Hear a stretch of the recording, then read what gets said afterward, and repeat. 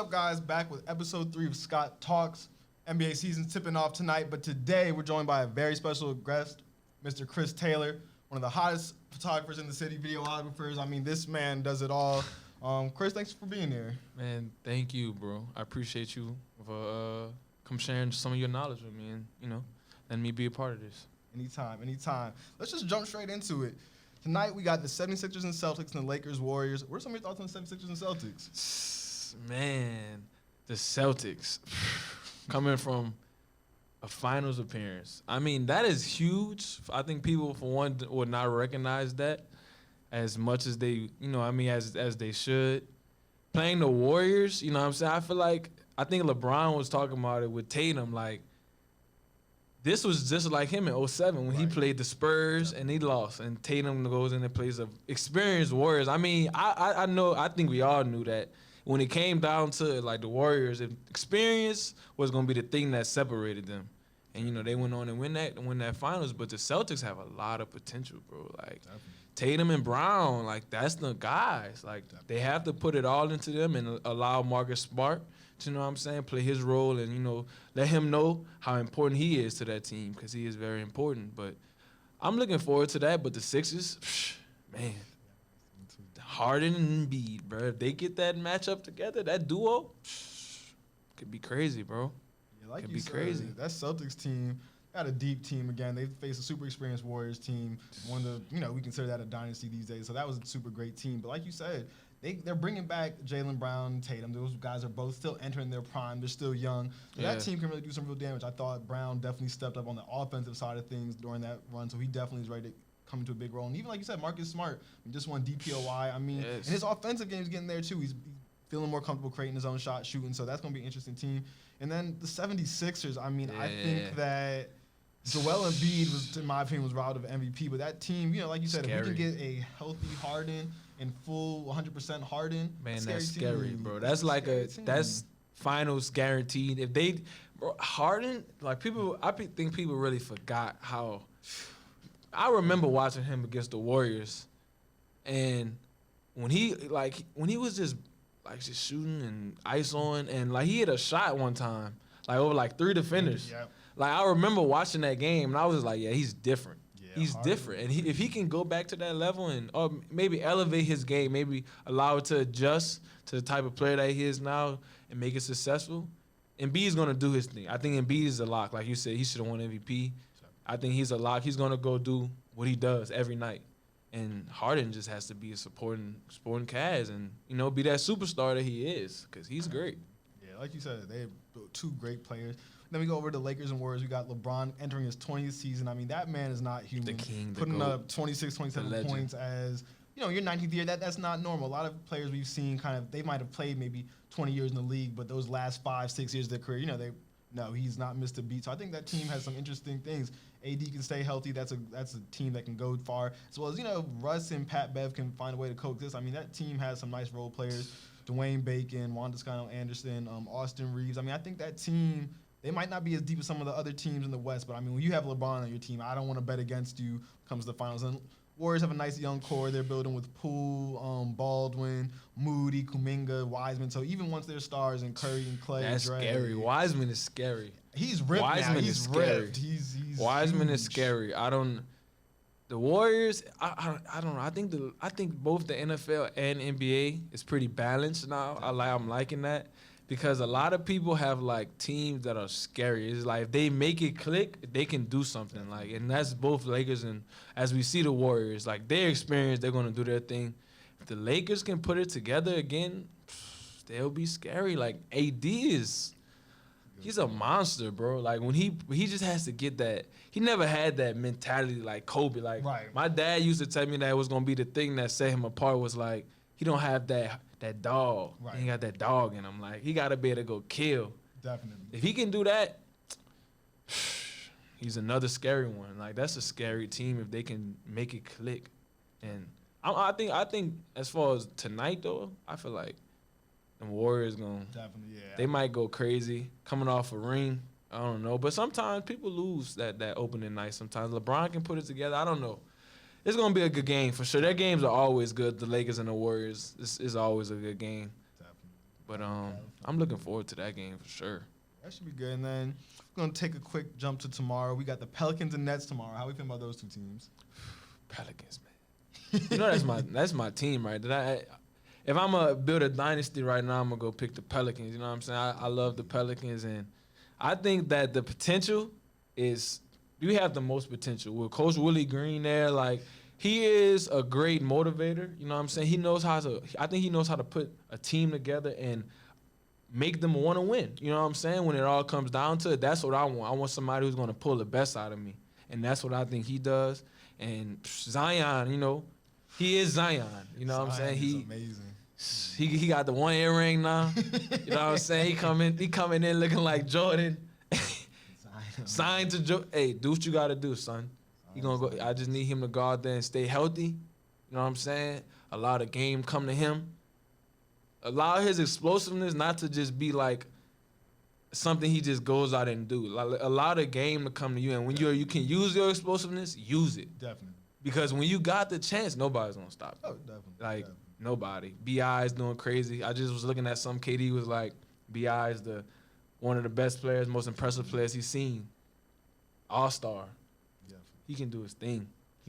They got a lot of potential, bro, and they're playing KD. Right. So that's gonna be a good game. KD's gonna they're gonna win. I think they're gonna win. KD and Kyrie. I think that is another scary team. Yeah. They make it click.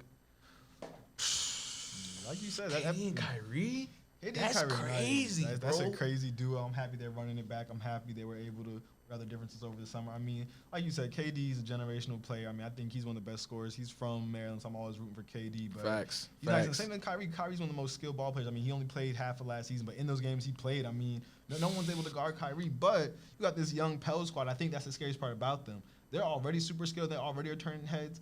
And most of them, those players aren't even in their prime yet. So they have a lot of gas. I mean, like you said, Zion is – if he can stay healthy, he's the top player in the league every year. Ingram's bag is super deep, and I think I also like he's becoming a better defender too, so he's able to play both ways. Then you got a guy like Herb Jones, Murphy. That's right. He took the braids out, now he got the fro. I mean, Ingram is looking scary. He got to cut like you now.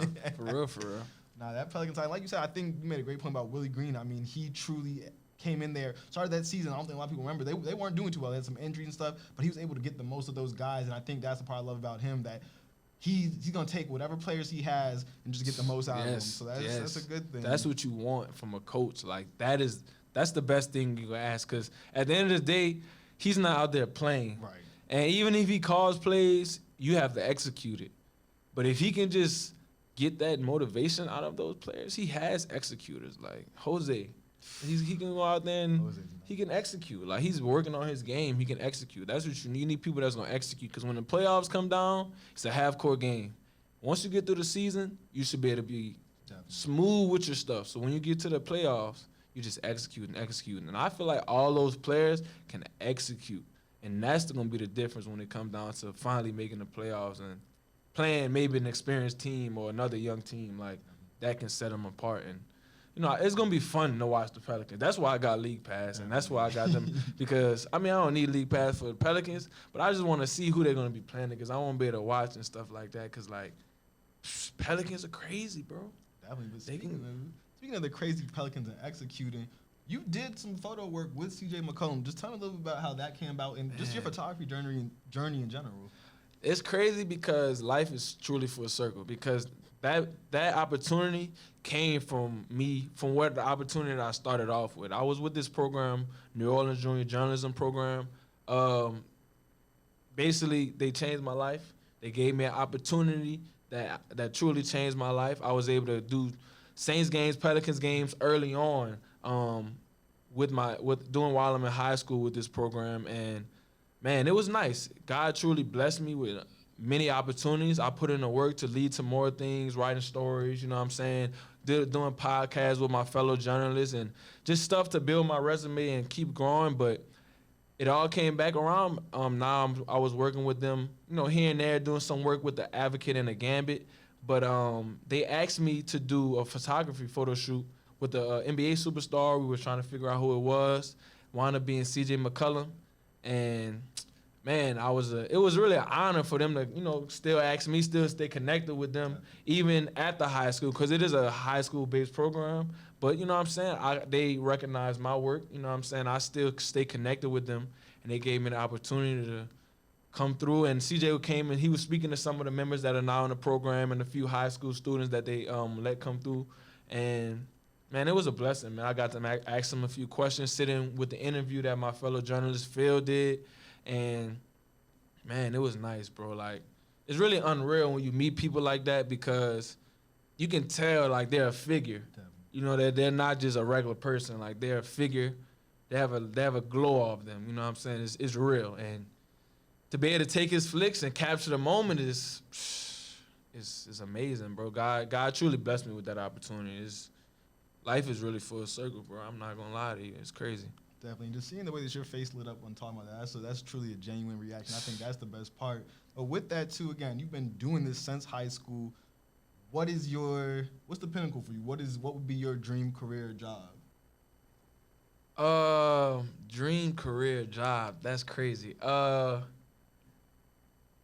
I have this media brand that I run, Chrispy Captures. So if I had to say, I want to be able to have this company to have thousands of cameramen, thousands of editors, thousands of graphic designers, just people, you know what I'm saying, that have giving people jobs for one, and allowing people to do stuff that they love. I always say I want to give people the opportunity to have an opportunity. Like, people don't always get the chance to see these programs that you could go into, to work your butt off, meet the people, network, learn how to write, learn how to do stuff like that, to even make a brand happen. Like, if I didn't do J.R. Nola, I would have never had Chrispy Captures.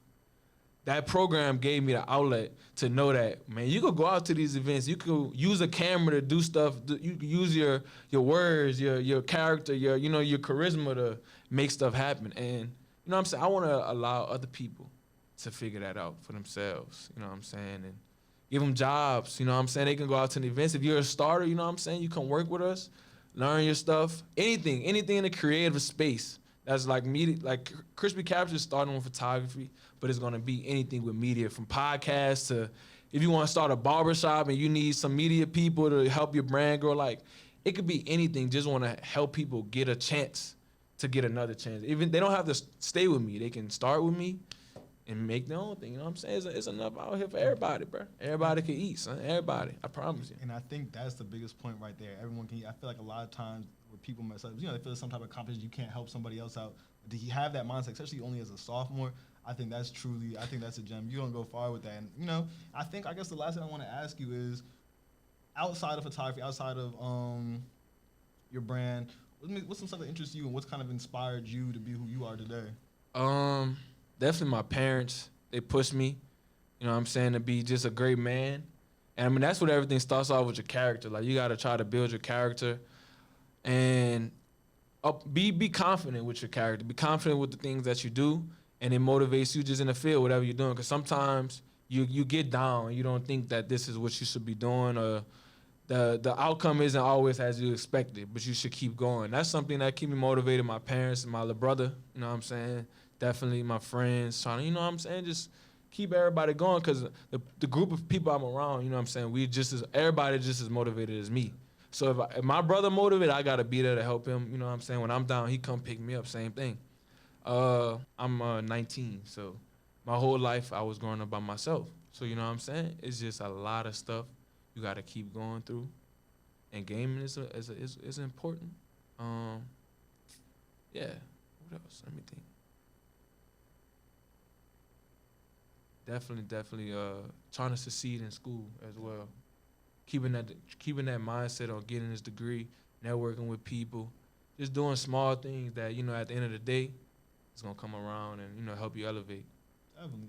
I think, Chris, I just want to say, first off, again, thank you for coming on the podcast. Something I just want to put out here on the record is that, one thing I've always admired. I mean, even when I met you last year, again, you came in here. I love just how you carry yourself, very charismatic, very professional. That's great, but also too, something, every time you see me, you give me my flowers. I just think he's a legend. Yeah, that's huge. He's a GOAT. Like, bro, y'all don't understand that the stuff that he's doing, not too many people can do. But he's him, not them. So say that. And I appreciate that. And like I said, it's just that's just crazy to me because, again, you know, I've always really admired your work. Like I said, I love looking at your content whenever you post stuff. Just, again, you know, just you putting yourself in these spaces, especially at your age. And I just love your drive. And like I said, guys, don't be surprised. So when he blows up and y'all hear this name again, just remember he was on Scott Talks. But, you know, like I said, Chris. And I didn't say people like him motivate me too. Like other creators out there, they got people like K Polo, Polo Photography. If y'all know him, he's a real NOLA legend. But just people out here that paved the way, like with sports and stuff. They always talking about Kareem and Bill Russell, Michael Jordan, Magic. All these people paved the way. They got people like this in the creative space that paved ways for us to do stuff like. And people out here in New Orleans that's doing things and putting events together for creators like Nola Gumbo Pie. Like it's just small stuff like that people don't know about, but it's out there in that space. And that's the stuff that motivate me too. Do the same thing. Somebody doing it now, somebody else got to be able to do it in 10, 20 years. So, yeah, he's a GOAT. So people like him motivate me. I forgot to say that. Like I said, I'm just real thankful for you to be on the podcast. First off, again, Dionysius behind the camera. Thank you, Dionysius. Appreciate you, bro. But yeah, guys, this has been episode 3 of Scott Talks. We have a very special guest, Chris Taylor. I'm going to put his socials in the comments, show him some love. We are over and out. Appreciate you, Chris.